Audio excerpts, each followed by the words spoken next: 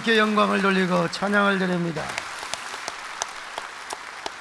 얼마 전 프랑스의 언론인인 에릭 제무르라는 사람이 프랑스의 자살이라는 책을 썼어요.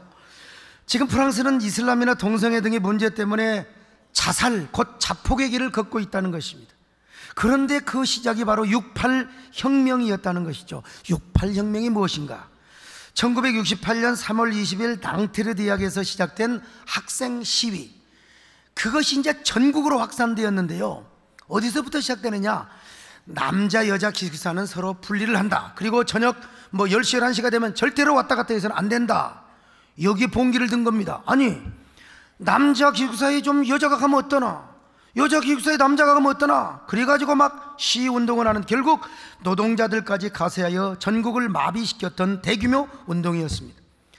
그 캐치프레이즈가 뭐느냐? 금지하는 모든 것은 금지한다. 이런 구호를 외치면서 정치적, 사회적, 성적 금기 등 인간의 삶을 구속하고 있는 모든 굴레들을 다 깨뜨려버리자, 해체해버리자, 이런 도전과 저항운동이 바로 68 혁명이었습니다. 그래서 68 혁명의 세대들은 아버지 세대의 지도적 권위를 부정합니다. 기성세대의 전통적인 질서와 가치관을 거부하면서 자기들만의 탈규범적 그리고 새로운 세계를 만들어갔습니다. 자, 이슬람을 포용하자, 또 이민자를 우리는 다 포용하자, 그리고 다른 종교를 포용하자, 자유, 환경, 페미니즘, 이런 비물질적 가치를 존중하는 사회 풍토. 여러분, 어찌 보면 이게 굉장히 좋은 혁명인 것처럼 보여지죠. 그런데 제무르의 주장에 의하면 이런 68 혁명의 정신적인 기조가 프랑스의 몰락 원인이라고 그렇게 이야기를 했어요. 그는 한 신문에서 프랑스에 약 500만 명이 넘는 이슬람 신자가 있는데 이 사람들을 추방하지 않으면 이게 프랑스는 끊임없는 대전과 테러로 아마 공멸하게 되어버릴 것이다, 이렇게 발언을 하기도 했습니다. 사회학자 줄리 파제라는 사람도 68 혁명을 주도했던 자들의 삶을 추적하고 조사해보니까 전부 다 약물 중독, 동성애, 그리고 자살, 그래서 사람들의 삶을 전부 다 파멸로 이끌어 가더라는 거예요. 그런데 68 혁명으로 인한 또 하나의 중요한 병폐 현상이 뭔 줄 아세요? 그 유명한 동성애입니다. 동성애. 참, 여러분, 우리가 이성을 보고 마음이 끌리는 거 진짜 감사해야 됩니다. 아니, 제가 좀 잘생겼다고 장로님들이 찾아와가지고 개인적으로 목사님, 그럼 곤란해요, 여러분요. 교회 말아먹습니다. 말아먹습니다. 우리 사랑하는 여러분들, 여자분들이 이게 요즘 목사님이 좀 잘생겼어, 이렇게 양복도 딱 껴입는 입고 말이죠. 그것도 감사하시기 바랍니다, 여러분. 어쨌든 남자를 보고 여자를 보고 조금 관심이, 이거 하나님 앞에 동성애 안 하는 축복입니다, 여러분. 오늘 이따 헌금할 때 감사헌금 두둑하게 하시는 것도 아마 여러분의 신상에 형통한 축복으로 하나님이 은혜 주실 줄로 믿습니다.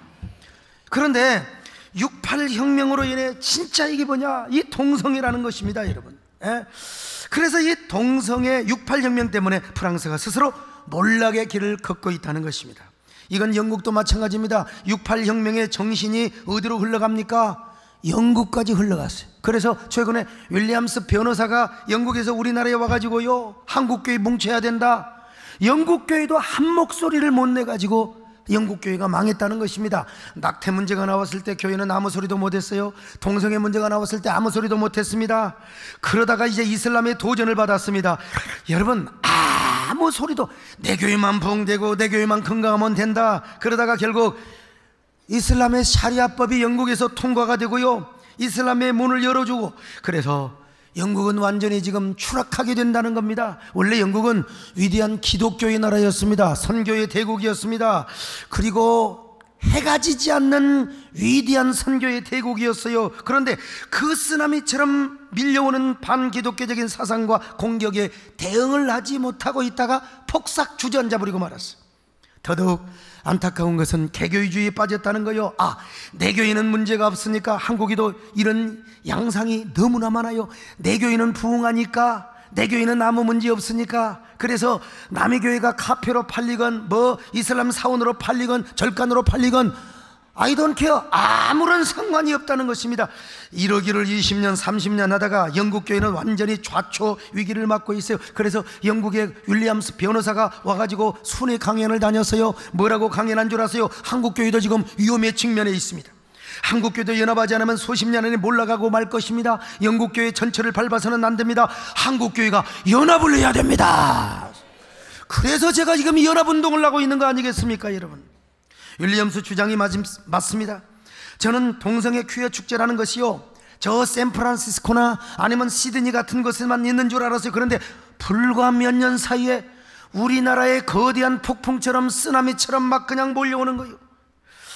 이번 6월 9일 날 서울시청 앞에서도 이 동성애자들이 모여가지고 개막식을 하고 축제를 하고 이제 계속해서 퍼레이드를 해나간다는 거예요. 여러분, 이게 남의 나라 이야기가 아닙니다. 지금 우리나라 이야기입니다. 다른 곳도 아니고 서울시청 앞 광장에서 동성애 축제를 열도록 또 서울시가 허락을 해줬다. 그런 것이 세계적인 추세요. 흐름이라며 동의하고 지지해주는 박수주는 사람들도 많이 있다는 겁니다. 여러분, 박수치며 동의해주는 사람한테 나는 묻고 싶습니다. 만약에 내 자녀가 온몸을 빨가벗고 말이요, 서울시청 앞에서 축제에 가가지고 여자는 여자끼리 막 키스를 하고 남자는 남자끼리 말이 애정행각을 벌이면 그거 기분 좋게 받아들이겠냐고 내가 한번 물어보고 싶어요. 어느 날 사랑하는 아들을 오야오야 키우는 놈이 결혼을 하겠다고 신부감을 데려왔는데 남자아이라고 합시다. 여러분요, 야, 여러분 기분 좋게 받아들이겠습니까? 애지중지 얼마나 금이야오기야 키웠던데 사랑하는 딸이 신랑감을 데려왔는데, 아니 미니스커트를 입은 짧은 치마를 딱 와가지고 아버님 하면 좋겠느냐 이거요. 내가 물어보겠습니다. 아마 남의 일이라고 그렇게 생각했던 사람들도 막상 자녀가 그렇게 된다면 가슴이 미어지고 가슴이 뭉그러지고 말 것입니다. 말로만 듣던 동성애 축제의 모습 영상으로 한번 잠깐 보세요. 저게 동성애 외국에서 했던 축제입니다. 여러분, 남자건 여자건 모두 홀라당 벗고 동성끼리 좋아가지고 말이요 희낙낙거리는, 야, 세상에 저거 봐 얼마나 징그러운지. 그런데 저게 행복의 기준이라는 거예요. 행복의 요건이라는 것입니다. 그런데 특별한 것은 한 남자가 항문으로 물변을 줄줄 흘리고 싸고 다니는 모습을 여러분 보세요. 세상에 저게 뭡니까? 얼마나 우리의 가슴을 아프게 합니까? 원래 여러분, 항문은 하나님께서 변을 보라고 주신 배설기관입니다. 여러분, 그런데 변을 보는 구멍에다가 끊임없이 같은 동성끼리 성행위를 하다니까 이게 관략근이 고장이 나버려요. 관략근은 한번 고장나면 안 됩니다. 그래서 변을 참지 못하고 길을 걸어가면서도 물변이 무슨 말이 모르면은 물똥이라고 해줄게요. 물똥을 줄줄 싸고 다니는 거예요. 본인은 좋다고 하지만 여러분, 저것이 과연 인간의 행복일까요? 아무리 소수인권이 존중되고 인간의 자유와 가치를 존중하는 시대라 하더라도 저런 모습이 한 개인이 추구하는 행복의 조건일 수 있을까요? 그런데 저 사람들은 저게 행복이라는 것입니다. 삶의 가치라고 생각해요. 그리고 이런 바람이 세계적으로 불어닥치고 있습니다. 그래서 좀 진보적 성향을 가지고 있는 사람들은 그 목사님, 이게 세계적인 추세입니다.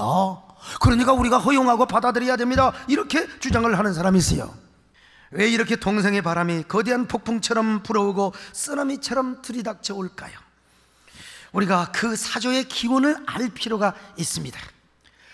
이런 사조는 후기 구조주의. 여러분, 우리는 그냥 이렇게 살아가는 것 같지만 모든 생활 양태와 스타일을 이 철학, 정신, 사조에서 지원을 하는 것입니다. 이 후기 구조주의가 등장하면서 시작됩니다. 후기 구조주의를 알려면 먼저 전기 구조주의가 어떤가를 알아야 할 필요가 있습니다. 구조주의란 영어로 수락처 아닙니까? 구조가 사회 구조, 언어 구조, 문화 구조가 인간의 이생을 지배하고 컨트롤한다는 그런 사상입니다. 인간이 순수한 이성으로만 모든 것을 판단하고 규정하면 생각이, 문화가 미국 사람이나 영국 사람이나 아프리카 사람이나 한국 사람이나 여러분 똑같습니다. 그래서 순수 이성으로만 모든 걸 판단하면 다 사고와 사상 판단이 다 똑같아요. 그러나 여러분, 마사이족을 제가 방문해 보니까 아프리카에 그 주장이 말이죠, 저를 막, 제가 거기에 사절단이라고 하니까 거기 이 문화는 뭡니까? 보통 바이사족들은 마누라가 한 10명에서 11명 있거든요.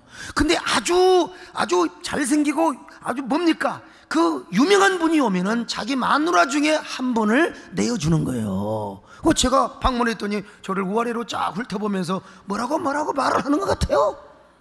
원하시면 한 명 가지라고. 이것이 그들의 판단입니다, 여러분.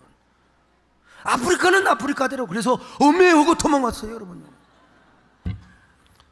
우리 한국은 여자 하면 유교적인 그 가풍의 여자를 생각하는 거예요. 그래서 우리 그 유명한 가수여 우리 교회 출석하시는 남진쌤 같은 분도 얼마나 사랑하는 딸을 곱게 키웠던지 제가 그런 얘기를 들어서 공연하기 전에도 따님에게 전화해서 야 집에 갔냐 하고 물어본다는 거예요.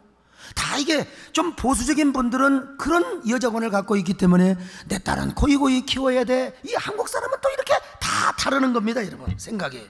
아프리카는 아프리카대로, 또 미국은 미국대로. 자, 그런데 이런 구조주의 시대 때만 해도 항상 시대와 사회는 보편적인 규범과 가치를 가지고 있었어요.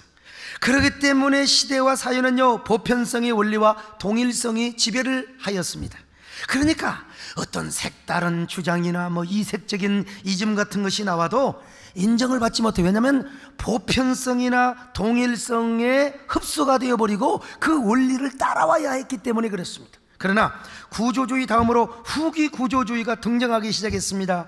후기 구조주의가 뭐냐? 한마디로 모든 것을 해체해버리는 거예요. 지금까지 해왔던 스트럭처, 문화적인 구조, 언어적인 구조, 생각의 구조, 모든 이 구조를 무너뜨려 버리자는 거예요. 동일성이라든지 보편성, 일반성, 이걸 다 해체해버리자는 것입니다. 그리고 자유롭게 살자는 거예요. 왜냐? 구조주의에서는 뭘 아주 기본으로 삼느냐면 차이, 디퍼런스입니다. 너와 나는 다르다는 거요. 네 생각하고 내 생각하고 아버지 생각하고 나 생각하고 다르다는 거요. 인간과 만물의 존재는 다 차이가 있다는 것입니다. 그래서 이 차이 때문에 이제는 이 차이를 주장하면서 해체를 목표로 하는 거예요. 옛날에도 동성애는 있었습니다. 역사를 보면은 네로를 비롯하여 로마 황제들 가운데 동성애자가 있었고요. 삼국유사에 보면은 세상에 삼국시대 때부터 동성애가 있었다는 것입니다. 그래서 고려시대의 공민왕도 또 영화의 그 왕의 남자도 있었지 않습니까? 그러니까 구약에서도요, 소돔과 고모라 때도 동성애가 있었고 신약시대도 여러분 동성애를 언급하고 있지 않습니까? 오늘 본문도 마찬가지지요. 자, 그러나 그때는 보편성의 원리 아니면 동일성의 구조에 그 모든 것들이 흡수가 되어서 쪽을 못 썼어요. 동성애 이걸 어떻게 주장을 하지를 못했어요. 그런데 후기 구조주의 시대에 와서 개인의 차이를 강조하다 보니까 보편성이나 동일성을 해체시켜버리는 거예요. 그따위가 뭐요? 우리는 우리식으로 사는 거지. 전통적인 가치나 구조, 통념 이런 것들을 다 해체시켜버립니다. 개인마다 욕구의 차이가 있으니까 이걸 인정해줘야 된다는 거 아니겠어요? 그래서 사람들은 그 욕구를 따라 살고 욕구를 따라 사는 자유의 권리와 특권이 있다는 것입니다. 바로 이런 욕구를 뭐가 규제하느냐? 사회적인 통념, 규범, 윤리, 도덕, 법률 이런 것들이 자꾸 제어를 한다는 것입니다. 그래서 이걸 깨뜨려야 되는데 이러한 사조를 또 다른 말로 뭐라고 말하느냐? 포스트 모던이라고 이야기도 합니다. 이런 사조에 뭘 갖다가 붙였느냐? 프로이드의 심리학을 교묘하게 갖다가 붙입니다. 프로이드에 의하면은 사람에게는 다 잠재된 욕구가 있어요. 이 리비도라고 하는 잠재적 욕구가 있는데 욕구를 발산시키고 충족시키며 살게 되면 누구나 개인이 행복하고 행복한 사람들이 모이면 어떻습니까? 아주 아름다운 행복한 사회를 이룬다는 거요. 바로 이것이 네오막시즘이라는 이론으로 포장이 되었어요. 네오막시즘, 신공산주의란 말입니다. 이 포장이 되어서 바로 젊은이들에게 다가갑니다. 특별히 구라파 젊은이들에게. 사실 이 마르크스주의, 막시즘이라고 하죠. 이 공산주의 사상이 얼마나 많은 사람들에게 매혹적으로 다가갔습니까? 구조주의 때만 해도요, 사람들은 역사의 발전이 없다고 생각했어요. 언제나 지배계급과 피지배계급, 또 잘 사는 사람과 못 사는 사람, 큰 교회와 작은 교회 다 이것이 주님 오실 때까지 있으리라고 생각했어요. 그러나 막시즘은 역사 발전을 주장합니다. 그래서 프롤레타리아 혁명을 통하여 부르주아를 무너뜨리고 지배계급도 없고 피지배계급도 없고 부자도 없고 가난뱅이도 없고 다 똑같이 균등하고 행복하게 사는 그런 시대가 올 것이라고 믿었어요. 그래서 얼마나 많은 사람들이 근대에 막시즘에 미쳐가지고 세상의 노동자들이 말이요, 프롤레타리아 계급들이 이런 소리를 들으니까 그냥 뿅 간 거지요. 그래서 세계의 거의 절반 가까이를 공산주의 사상이 다 세계를 지배한 적이 있었어요. 그러나 이 세상에 그런 나라는 단 한 나라도 없습니다. 스탈린도 망했고 레닌도 망했으며 모태통도 여러 번 실패했습니다. 공산국가일수록 얼마나 권력의 암투가 심하고 지배계급 간의 피보복이 얼마나 많았습니까? 그래서 동구권 전부 다 공산주의 다 망했습니다. 중국이 이 사실을 깨닫고 뒤늦게 시장경제를 선택했어요. 그 등소평이라는 분이 굉장히 똑똑한 사람이죠. 그러자 구라파 젊은이들에게 막시즘은 더 이상 매력이 없어요. 이제 공산주의 사회주의 별 볼 일 없어. 그래서 후기 구조주의가 등장하면서 젊은이들에게 네오막시즘이라는 상품으로 딱 아주 출연을 하게 되고 전시를 하게 된 거예요. 네오막시즘을 주장한 사람이 빌헤롬 라일이라고 하는 사람입니다. 이 사람은 마르크스주의와 프로이드 심리학을 아주 교묘하게 접목을 시킨 사람이요. 원래 이 사람은 공산주의자입니다. 이 사회주의자요. 근데 프로이드 심리학을 여기에 교묘하게 딱 그냥 접목을 시킵니다. 그런데 그가 심리학을 공부했으니까 근로자들을 요즘 인권 변호사처럼 근로자들에게 정신치유를 해주고 상담을 해줬어요. 그러다가 발견한 사실이 하나 있었는데, 좁은 국민주택, 우리로 말하면 조그마한 주공아파트라든지 시형아파트가 있었잖아요. 이런 데서 사는 이 노동자들이 굉장히 신경증이나 노이로제에 많이 걸리더라는 거예요. 이유를 분석해 보니까 성적인 억압을 당해 있더라는 것입니다. 작은 집에서 부모님 모시고 애새끼들은 말이요, 근로자들이 또 많이 낳잖아요. 막 우글우글우글 낳다 보니까 부부간에 원만한 성생활을 못한다 이 말이죠. 그래서 아주 막 리비도가 억압되어 있고 그냥 성적인 욕구가 억압이 되어 있어요. 그때 그가 깨달았습니다. 이것이다. 사람은 성적 욕구를 잘 풀어줘야 된다. 누구나 평등하게 성적 욕구는 다 발산이 돼야 된다. 그래서 이 사람에 의해서 오르가즘이란 말이 처음 나왔습니다, 여러분. 그래서 이 사람이 하면 어떻게든지 남자는 오르곤을 느껴야 돼. 남자도 절정을 느끼고 여자도 오르가즘을 느껴야 삶이 활력 있고 행복하고 그냥 아주 바이탈한 삶을 산다는 거요. 액티비티한 삶을 산다는 거예요. 그리고 그럴 때 아름다운 세상 신세계가 이루어진다는 거예요. 이게 뭐요? 네오막시즘입니다. 그래서 그는 뭘 주장했느냐? 성정치를 주장합니다. 정치가 무엇이냐 이거예요. 정치, 인간의 삶의 문제를 현실적으로 해결해 주는 것이 정치가 아닌가? 그래서 맺힌 것을 풀어주고 말이죠. 그렇다면 인간에게 뭐부터 풀어줘야 되느냐? 성적인 억압부터 풀어줘야 된다. 제한받고 있는 성적인 문제부터 해방시켜줘야 된다. 이게 뭐냐? 그가 주장한 성정치 이론입니다. 그런데 이 성정치를 하려는데 뭐가 제약을 하느냐? 이 사회 구조가 억압을 시킨다는 거예요. 다시 말하면 윤리나 규범, 보편적인 가치, 법률, 종교 말이요, 이런 것들이 막 인간의 성적인 욕구를 억압시킨다는 거예요. 그리고 성적인 욕구가 억압되면 사람들은 불행하게 되고 자꾸 말이요, 어떻게 되느냐? 파괴적인 사람으로 변질되어 간다는 것입니다. 그래서 성적인 욕구를 잘 발산시켜주고 자유롭게 분출할 때 개인도 행복하고 이 세상이 아름다운 세상이 오게 된 것이라는 거. 이게 뭐냐? 네오막시즘에, 여러분 이게 동의하시나요? 얼른 들으면 그럴 것 같지만 이 세상이 어떻게 되겠습니까, 여러분요? 그런데 이걸 가장 억압하는 구조가 뭐냐? 가정이라는 거예요. 가정. 이따 이놈의 가정 울타리 굴레 때문에 성적 욕구를 제대로 발산시키지 못한다는 거예요. 왜? 가정은 꼭 한 남자의 아내가 되고 한 여자의 남편이 돼야 되느냐 이거예요. 이건 말도 안 된다는 거예요. 특별히 남녀가 만나 서로 사랑하고 결혼해야 보편적인 가정을 이루는 통념, 이게 문제라는 거예요. 남자끼리도 또 여자끼리도 맘맞으면 살면 이게 가정 아니냐 이거요. 두 번째 구조는 뭐냐? 학교라는 겁니다. 이 학교에서요, 착하게 살아라, 또 선하게 살아라.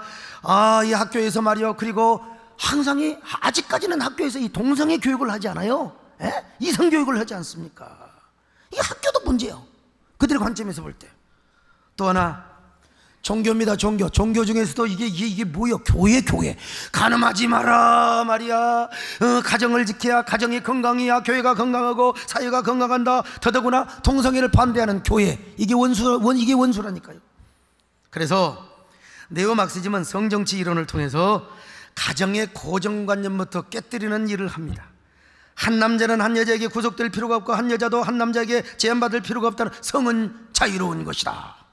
여러분, 그러니 구라파 젊은 애들에게 얼마나 환상적이요. 게다가 가정은 남자와 여자가 결합해서 이루는 것만이 아니라는 거예요. 동성끼리도 얼마든지 가정을 이룰 수 있다는 것입니다. 이야, 그래서 우리나라 어느 진보 정당에 속해 있는 국회의원께서 생활 동반자법을 입법하려고 했어요. 세상에, 남자끼리든 여자끼리든 함께 살면 가족으로 인정을 해줘야 된다는 거예요. 여러분, 동의가 되십니까? 도대체 여러분, 이게 우리 짐승으로 돌아가자는 겁니까? 도대체 뭐 하자는 거예요? 왜 이런 흐름이 우리나라에 폭풍처럼 쓰나미처럼 몰려오는가? 이유는 하나요. 여러분, 사회는 진보 성향을 가진 사람도 있고 보수 성향을 가진 사람도 있어요. 나는 내 안에 진보도 있고 보수도 있습니다, 여러분. 그러나 이런 진보 성향을 가진 사람들이 이런 사상적 흐름을 그냥 여과시키자고 그대로 받아들여버려요. 무조건 받아들여버리고 마는 거예요. 그래서 이런 마인드를 가진 사람은요, 학교에서 가르치는 전통 교육부터 공격하는 거예요. 전통적인 성의 규범과 구조에서 해방을 하도록 충동질하고 막 선동을 합니다, 진보적인 교사들을 통해서.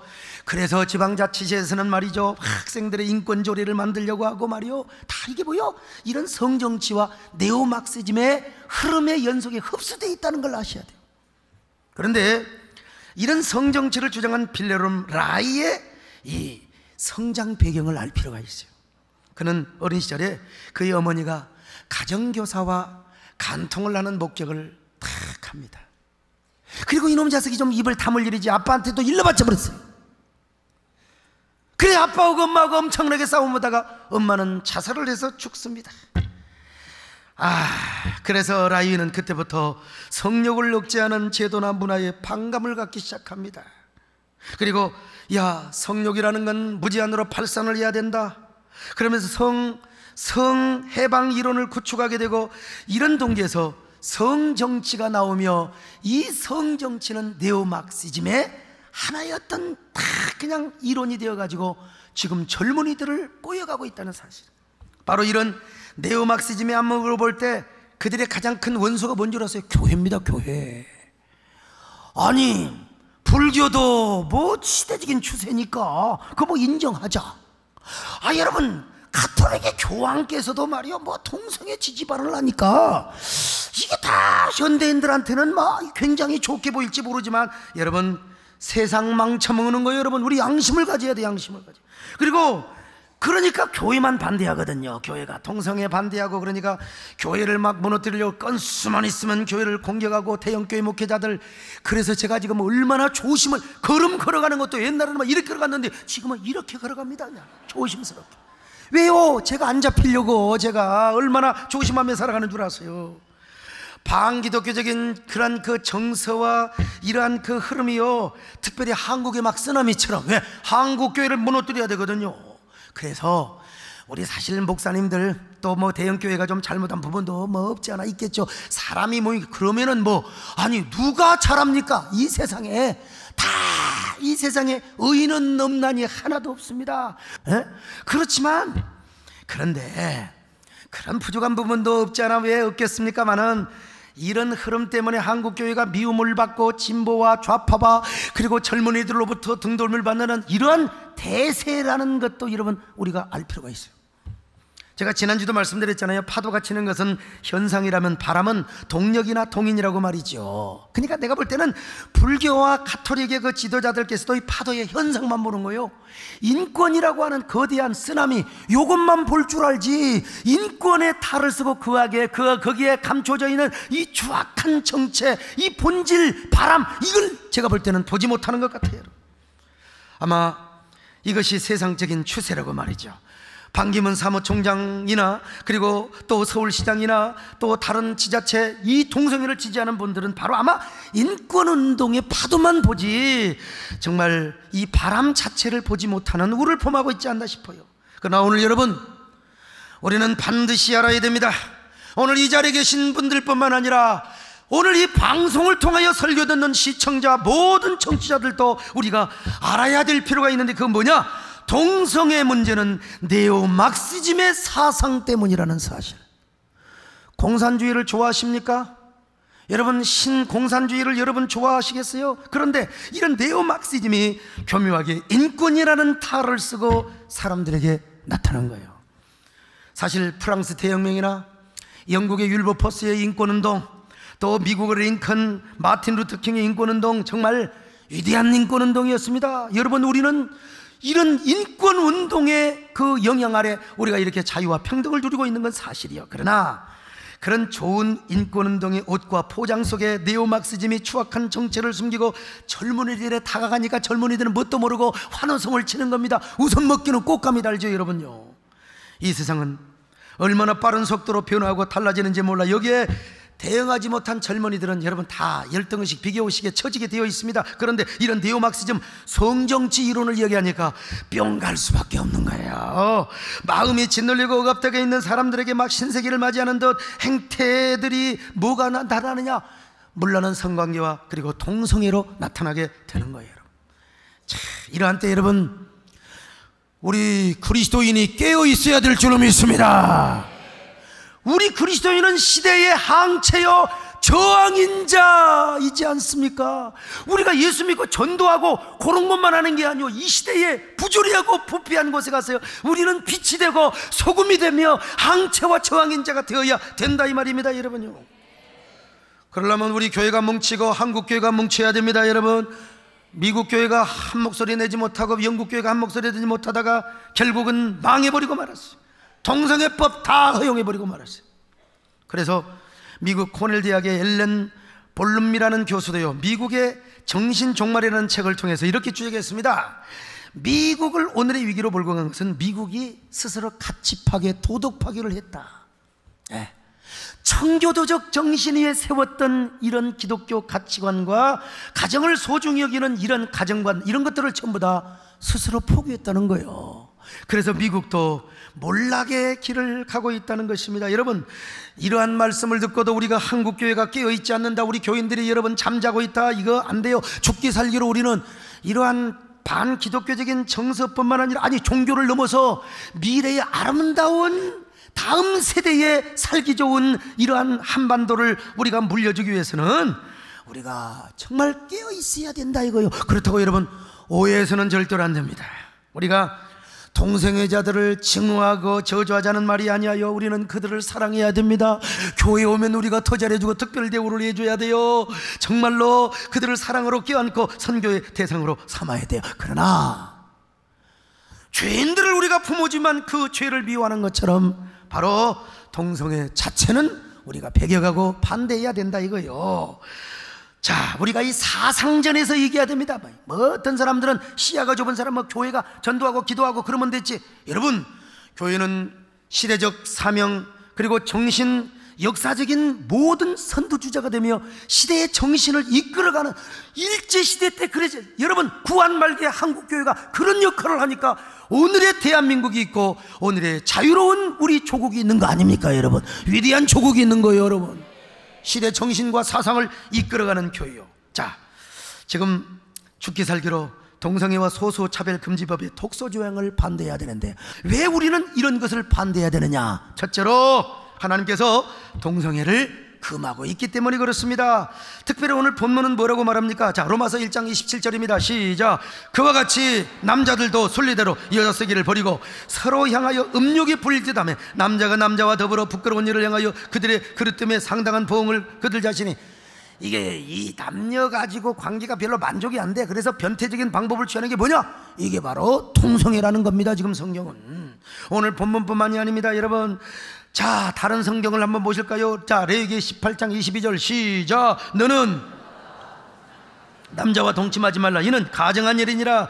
레위기 20장 13절이요 시작. 누구든지 여인과 동침하듯 남자와 동침하면 둘 다 가정한 일을 행하면즉 반드시 죽일지니 자기의 피가 자기에게로 돌아가리라. 사도 바울도 여러분 이런 사람은 하나님 나라를 유업으로 남자 얻지 못한다고 고린도전서 6장 9절에서 말씀하고 있지 않습니까? 그러므로 우리 그리스도인은 하나님께서 동성애가 죄다, 가증하다 그러면 믿는 거예요. 뭐 누구 말 맞따라 이게 세계적인 흐름이고 추세라고. 그러면 세계적인 흐름 추세 우리가 따라가야 됩니까? 그러면 막 그냥 죽은 고기는 시냇가에서 흘러가요. 물결이 세도 살아있는 고기는 그 물결을 역류하게 되어 있어요. 여러분 성경을 믿으시기 바랍니다. 하나님 편에서 생각하시기를 바랍니다. 두 번째, 생물학적으로도 순리가 아니기 때문에 그렇습니다. 일반적으로 동성애 본능은 태어날 때부터 동성애를 하도록 하는 DNA를 갖고 태어났다고 알려져 있어요. 이거 잘못된 정보입니다. 저 사람 운명적으로 동성애 DNA를 가지고 태어났기 때문에 천만의 말씀. 1993년에 미국의 해머 연구팀은 동성애자들의 염색체를 발견했다고 떠들어댔습니다. XQ28 동성애 본능과 욕구를 일으킨다고 그래서 얼마나 동성애자들을 연민하고 맞아 쟤들은 어쩔 수가 없어 운명적으로 그렇게 태어났어. 그랬으면 내가 이런 설교를 또 못해요. 그러나 1999년에 카나다의 라이스 박사 연구팀은 해머보다 더 많은 동성애자들을 대상으로 해서 XQ28 염색체 안에 유전자 이거는 동성애와 아무런 상관이 없다고 결론을 지었습니다. 라이스 박사 연구팀은요 XQ28이 동성애와 전혀 관련이 없다고 결론을 내려버렸다니까요. 더더구나 최근에 2005년에 해머 박사를 포함한 더 많은 연구팀이 더 많은 동성애자의 가계를 대상으로 해서 조사한 결과 동성애와 DNA는 아무런 관련이 없다. 뇌사진까지 찍어봐도 현대 과학으로는 아무런 이질성을 보지 못했다는 것입니다. 여러분 그러니까 이거는 절대로 순리가 아니라 영리라는 사실을 아셔야 됩니다. 세 번째, 국민의 미래 건강에도 절대로 해가 되기 때문에 그렇습니다. 여러분 성전환자들은 빨리 늙습니다. 조로. 어떤 분이 5년 만에 저희 교회를 왔대요. 어디 이사 갔어요. 목사님 5년이나 지난번이나 지금이나 어쩌면 그렇게 피부가 예술이세요. 근데 5년 동안 제가 왜 안 늙었겠습니까? 근데 어쩔 수가 없어요. 성전환자들은 조로 빨리 죽어요. 그리고 더더구나 이 남자들 같은 경우는 학문 선교를 해요. 학문 선교. 학문은 배설기관이기 때문에 거기에 온갖 지저분한 더러운 견들이 가득해 있어요. 그래서 학문 선교를 하다 보니까 그냥 치질이 생기고 악성 출혈 다 생긴 데다가 관략근이 고장이 나서 물변을 줄줄 흘러내릴 뿐만 아니라 이런 사람은 하루에 화장실에 앉아있는 시간이 3시간이랍니다 3시간이요? 거기 영상 안 나오네. 그렇죠. 지금 저 보세요. 기저귀 차고 다녀요. 거기에다가 이 학문 선교는 에이즈 발병의 원인이 되어 우리나라에만 해도요 에이즈 환자가 10,000명이면 대부분 동성애 출신들입니다. 더구나 에이즈는 전염이 됩니다. 특별히 동성애자들이요 돈 주고 청소년과 성관계를 함으로써 이 청소년들에게 기가 막힌 에이즈 1년에 1,000수백 명씩 이렇게 에이즈 환자가 급증해 가는데 그 중에 수많은 청소년들이 포함이 되어 있다는 사실을 아시죠? 근데 이 에이즈를 누가 치료해 주느냐? 자기 돈으로 치료 안 해요. 국가에서 돈을 대줍니다. 그 약값이 비싸기 때문에 1인당 3,500만 원 1년에. 요 돈이 얼마인 줄 아세요? 요 돈? 앞으로 몇 년 동안에 수만 명이 말이요 에이즈 환자가 급증할 것이라고 이야기하는데 도대체 그 돈을 누가? 여러분들이 세금 내서 다 감당하는 거예요. 국고로 해준다 이 말이에요. 더더구나 어떤 경로를 통해서든지 에이즈가 국민들에게 감염이 된다면 어떻게 되겠습니까? 정부에서도 여러분 동성애자들의 인권은 존중해야 되죠. 여러분 하나님의 영상 들었지만 인간이기 때문에. 그러나 이들을 선도하는 시도도 병행해야 된다고 확신해요. 반대로 여러분, 정부나 지자체에서 동성애를 지지하고 장려해 준다면 우리 미래의 국민 복원에 엄청난 해악이 올 수 있다는 사실도 아셔야 돼요. 깨달아지면 아멘 하시기 바랍니다.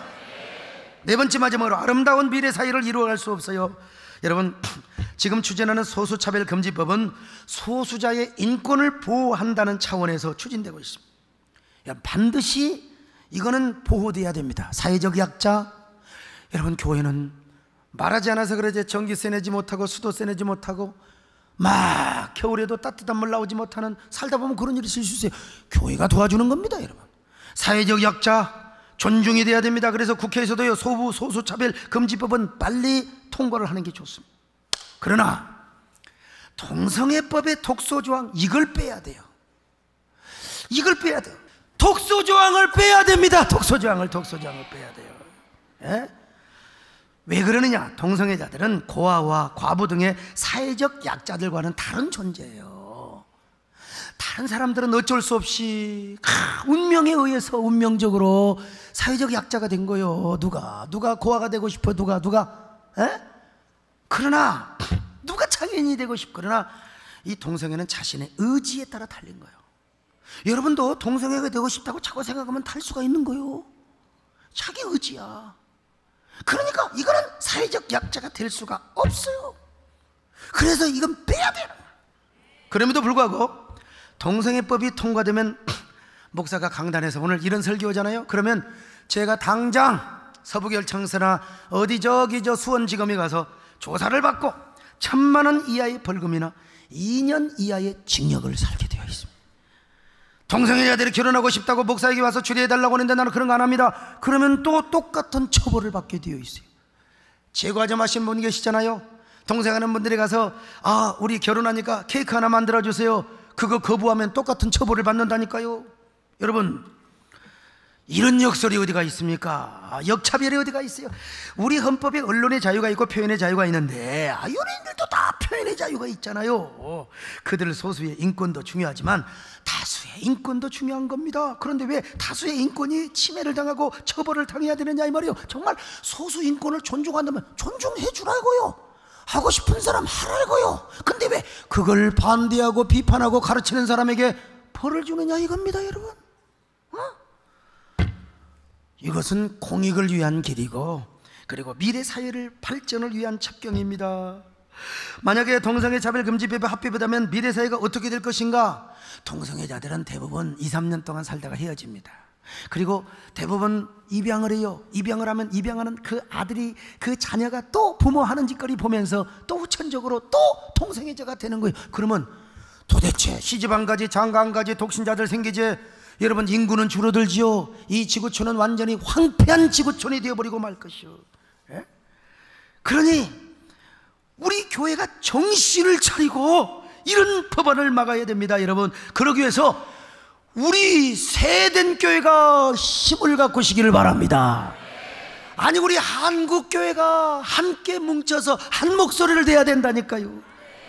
교회의 힘으로 부족하면 건전한 가정과 건전한 사회를 이루기 원하는 시민단체에 일깨워서 함께 여러분 힘을 합쳐야 돼요. 여러분, 이래도 동성애를 동의하시겠습니까? 제가 이런 설교 안 하고 다른 설교하면 또 얼마나 저도 좋아요. 그러나 시대의 선각자가 되고 시대의 선지자가 돼야 됩니다. 여러분, 특별히 6월 9일 서울시청 광장에서 퀴어 축제를 한다는데 나는 한국교회가 침묵하고 있으면 안 돼요. 저는 6월 8일 날 해외를 가는데 하루 늦추고 저녁 비행기를 타고 가려고 합니다. 반대 시위에 우리 교인들과 함께 가서 우리의 소리를 내야 된다고 저는 확신합니다. 이거 내 교회와는 아무 상관이 없다고 팔짱 끼고 있는 목사도 죄인이고, 여러분 교인들도 하나님 앞에 죄인입니다. 과거 목회 생태계가 건강할 때는 개교의 부흥을 위해서 그저 기도하고 전도하고 막 괜찮았어요, 그럴 때는. 그러나 지금은 여러분 사상전에 밀리면, 이 사상 전투에 밀리면 교회도 존재하지 않습니다. 시대의 시루에 완전히 쓸려버리는 거예요. 도대체 언제까지 교인들만 어루만지고 우는 성도 달래주고? 난 여러분 그런 목회 포기합니다. 물론 당연히 그렇게 하죠. 그렇게 해야죠. 그러나 이러한 성도들의 힘을 지배하기 위해서 우리 한국교회를 지키고 미래를 지키는 우리 대한민국을 지키는 교회가 되어야 될 줄로 믿습니다. 이 일에 여러분이 앞장서시기 바랍니다. 뿐만 아니라 이 설교를 듣는, 방송을 통하여 듣는 모든 시청자, 모든 우리 한국교회 성도들이요, 목회자들이요, 시대적인 선각자가 될 수 있기를 바랍니다. 이 일을 하는 것은 하나님을 위한 헌신이요, 나라와 민족을 향한 희생이라고 생각합니다. 공익을 위하여 깨어있는 십자가의 군사들입니다. 하나님의 도성을 지키는 거룩한 전사들이, 우리 모두 이런 성도들 되시기를 축원합니다. 하나님 아버지 고맙습니다. 우리 모두 이런 깨어있는 파수꾼의 성도들, 교회들이 되게 하여 주시옵소서. 예수님의 이름으로 기도드립나이다.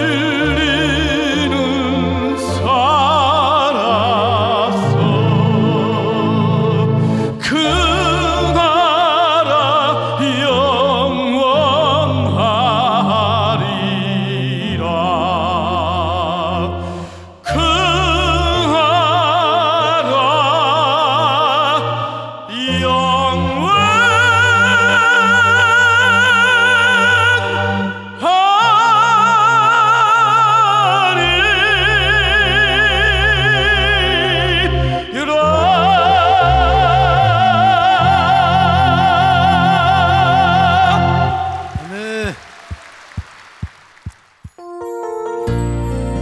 안녕하세요. 저는 라라 에이블입니다. 만나서 반갑습니다. Being raised in the U.S., I was raised in church. On Sundays, I went to church. I accepted Christ as my Savior when I was 15 years old. That's when I decided for myself to follow God. As soon as I accepted Him, I felt like this weight had been lifted off my chest. It was an amazing feeling of peace. Fast forward a few years to high school graduation time, I really felt a strong pull on my mind to go to a Bible college for at least a year in order to get a better foundation on my faith before attending a secular university. So I went to Bible college in Kentucky. However, while there I was faced with how little strength my faith had. I started to become disenchanted with my life as a Christian. Seeing so many people that were missionaries or pastors' kids just messing around and not taking anything seriously started to put dents in my small faith. It began to place doubts in my own mind about who Christ is and what it meant to be a Christian. These doubts about who God is just increased further when I transferred to a secular university. It progressed to a point where I stopped going to church altogether. I was just hanging out with my non-Christian friends, slowly progressing to a point where I was living agnostically without any direction or purpose in my life. Before I knew it, 4 years went by and graduation was upon me.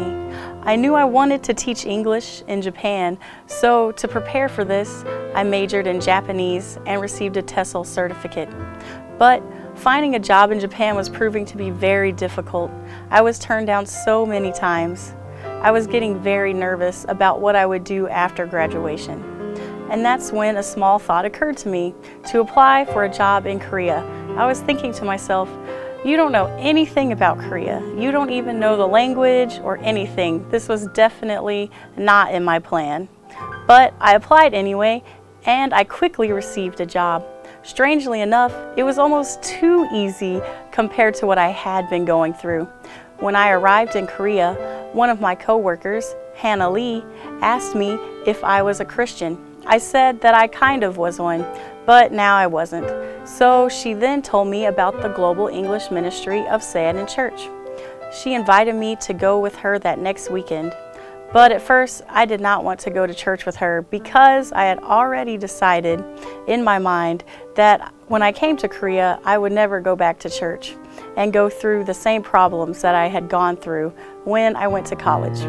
But a strange thing happened to me. A few days later, when I was sitting alone in my room, I had gotten very lonely for some reason.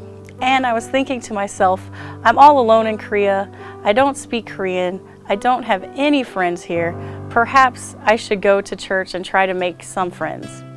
Since that Sunday, I've been faithfully attending Say-It in Global Ministry every Sunday at 2 p.m. I immediately fell in love with the people at Say-It in Church, and the teachings of Say-It in Church have helped me find my way back to God. Pastor Brian Cho once told me that God has a big sense of humor and that He works in funny ways. He brought me all the way to Korea in order to bring me back to Him. Yes, God does work in funny ways, just like what happened with Jonah. Even though I wanted to go to Japan so badly, God had other plans for me. He put me into the belly of a big airplane, just like Jonah was put into the belly of a big fish. He made me go to Korea instead of Japan, so that I could find my way back to Him. Pastor Brian Cho took me to Korean service one Sunday morning to listen to Pastor So's message. And he also got together with me several times to teach me about Pastor So's Tree of Life teachings. God opened my eyes through Pastor So's powerful messages and the Tree of Life teachings. And I was able to find my way back to God, and my life was completely renewed.